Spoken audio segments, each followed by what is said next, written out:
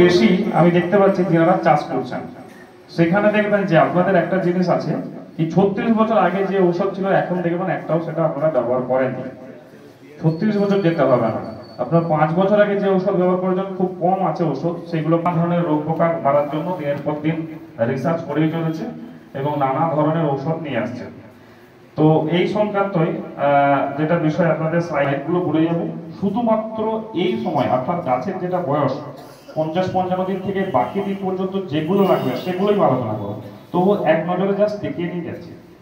Carbon 41 এটা আগাছা নাশকের জন্য, যে কোনো ধরনের আগাছাকে মারবে। লাইনার 71 যেটা আপনার দানা আকারে যে কোনো আগাছাকে নির্মাণ করবে। টোজেল আগাছা নাশককে নির্মাণ করার জন্য। এটা হচ্ছে উর্বর শক্তি, যেটা আপনার bio organism enzyme, organic enzyme. এটা হচ্ছে আপনার গাছের বৃদ্ধি ঘটাতে সাহায্য করে। আমাদের সানে গ্রুপ অফ সায়েন্সের নাম চেঞ্জার 505।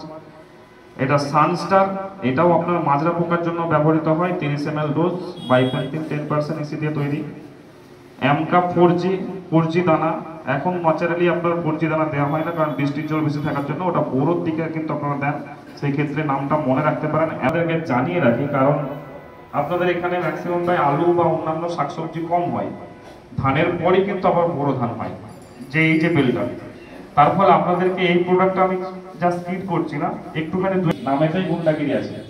এটা মাজরা পোকার জন্য আপনারা ইউজ করতে পারেন। সেই ক্ষেত্রে কোম্পানির যেটা বক্তব্য, যদি আপনারা সঠিকভাবে সঠিক মাত্রায় সঠিক সময়ে, মানে তিনটে ব্যাপার আছে, সঠিকভাবে সঠিক মাত্রা নির্ভর করে হয়তো 2-3 দিন কম হতে পারে, অর্থাৎ আপনারা একবার ছড়ালে 22 থেকে 25 দিনের কাছাকাছি মাজরার হাত থেকে রক্ষা পাবেন।